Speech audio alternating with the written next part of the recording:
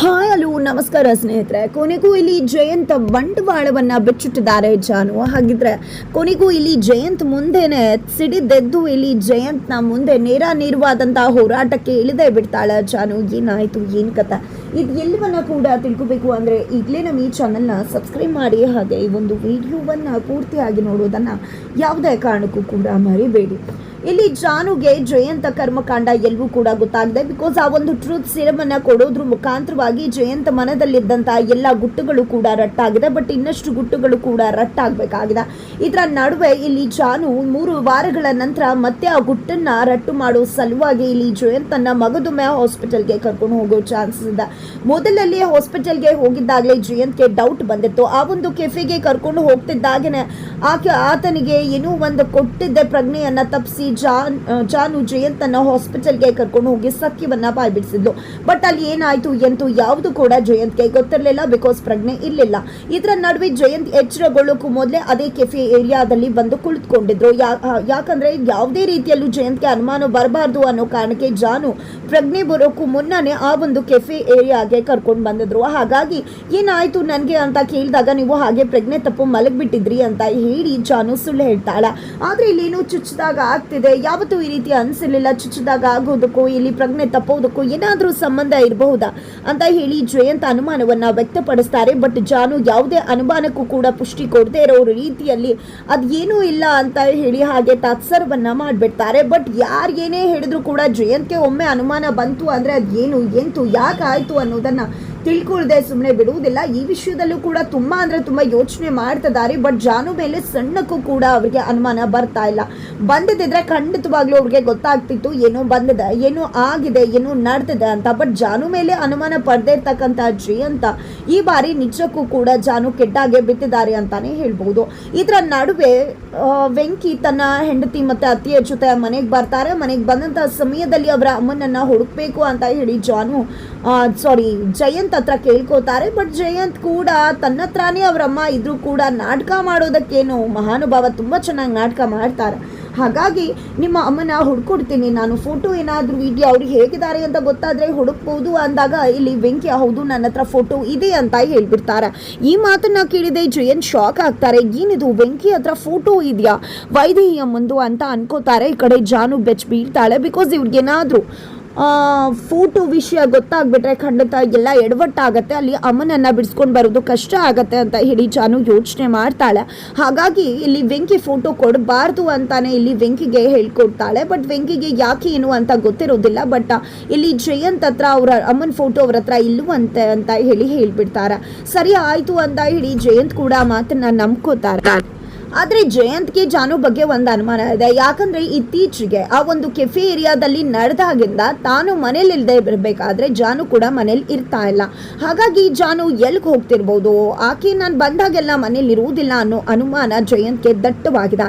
ಇದರ ನಡುವೆ ಇಲ್ಲಿ ತನ್ನ ಅಮ್ಮನ ಫೋಟೋವನ್ನ ನೋಡಬೇಕು ಅಂತ ಹೇಳಿ ಆಸೆ ಪಡ್ತಿದ್ದಂತ ವೆಂಕಿಯ ಅಮ್ಮನ ಫೋಟೋವನ್ನೇ ಇಲ್ಲಿ ಜಾನು ಸುಟ್ಟು ಹಾಕೋದಕ್ಕೆ ಮುಂದಾಗ್ಬಿಡ್ತಾಳೆ. ಯಾಕಂದ್ರೆ ವೆಂಕಿ ಹತ್ರ ಇರ್ತಕ್ಕಂಥ ಫೋಟೋವನ್ನ ಆಲ್ರೆಡಿ ತಾನು ತಗೊಂಡಿರ್ತಾಳೆ.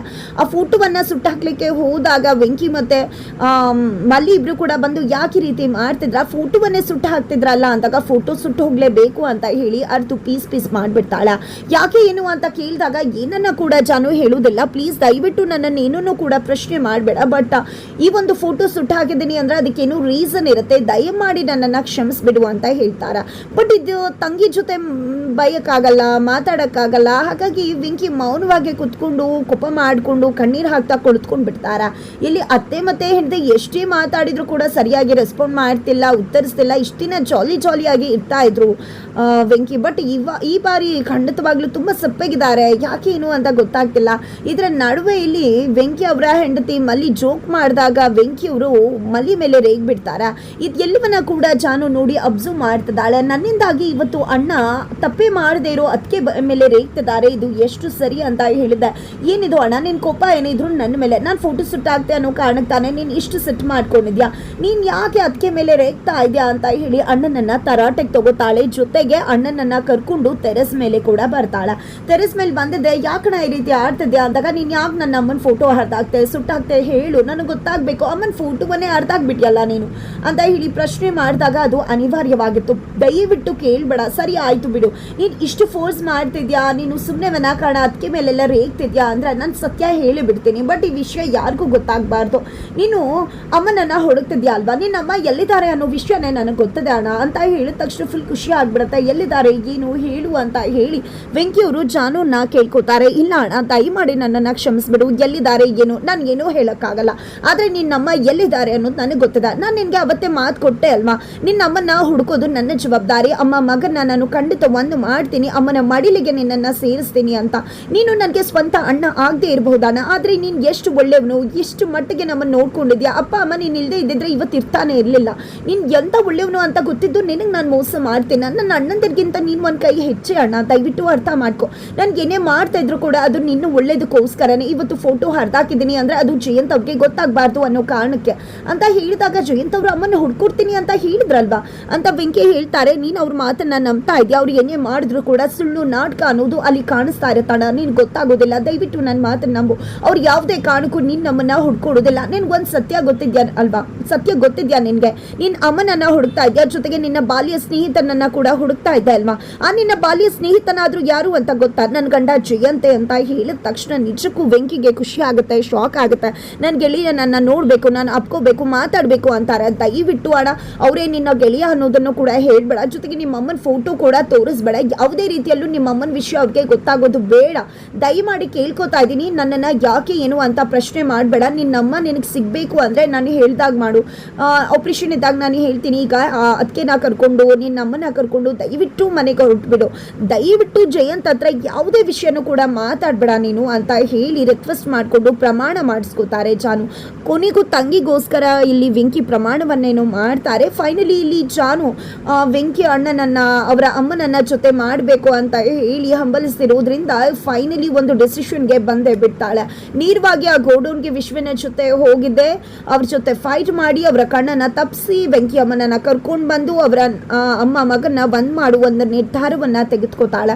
ಇತ್ತ ಕಡೆ ಜಾನು ಮೇಲೆ ಡೌಟ್ ಶುರುವಾದಂತ ಜಯಂತ್ಗೆ ಮಗದೊಮ್ಮೆ ಡೌಟ್ ಶುರುವಾಗೋ ಚಾನ್ಸಸ್ ಇದೆ. ಯಾಕಂದ್ರೆ 3 ವಾರ ಆಗ್ತಿದ್ದಾಗೆ ಮತ್ತೆ ಇಲ್ಲಿ ಜಾನು ಹಾಸ್ಪಿಟಲ್ಗೆ ಕರ್ಕೊಂಡು ಹೋಗಿ ಮಗದಷ್ಟು ಸತ್ಯವನ್ನ ಬಾಯ್ಬಿಡಿಸೋ ಪ್ರಯತ್ನಕ್ಕೇನಾದ್ರೂ ಮುಂದಾದ್ರು ಅಂದ್ರೆ ಖಂಡಿತ ಈ ಬಾರಿ ಕೆಟ್ಟಾಗೆ ಬೀಳುವುದಿಲ್ಲ. ಜಯಂತ್ ನಾಟಕ ಮಾಡ್ತಾನೆ, ಜಾನುವಿನ ನಾಟಕವನ್ನ ಪತ್ತೆ ಹಚ್ಚುವುದಕ್ಕೆ ಮುಂದಾಗ್ತಾರೆ. ಇದರ ನಡುವೆ ಇಲ್ಲಿ ವೆಂಕಿಯ ಅಮ್ಮನನ್ನ ಕರ್ಕೊಂಡು ಬಂದು ವೆಂಕಿಯ ಬಳಿಗೆ ಜಾನು ಸೇರಿಸ್ತಾಳ. ಇದರ ನಡುವೆ ಮತ್ತೊಂದು ದುರ್ಘಟನೆ ನಡೆದೇ ಹೋಗುತ್ತಾ.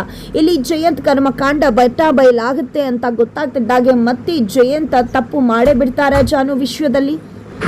ಏನಾಗತ್ತಾ ಇತ್ತ ಕಡೆ ನೀಲು ಕೂಡ ಭಾವನಾ ಕೈಗೆ ಸಿಕ್ಕಿ ಬೀಳ್ತಿದ್ದಾರೆ. ನೀಲು ತನ್ನ ಅಣ್ಣನನ್ನೇ ಸಾಯಿಸಿಬಿಟ್ಟಿದ್ದಾರೆ. ಫೈನಲಿ ಪೊಲೀಸ್ ಅವರ ಕೈಗೆ ನೀಲು ಸಿಕ್ಕಿ ಬಿದ್ದು ಅರೆಸ್ಟ್ ಆಗ್ತಾರೆ. ಏನಾಗತ್ತೆ ತಿಳ್ಕೋಬೇಕು ಅಂದ್ರೆ ಮುಂದಿನ ವಿಡಿಯೋಗೆ ವೇಟ್ ಮಾಡೋದನ್ನ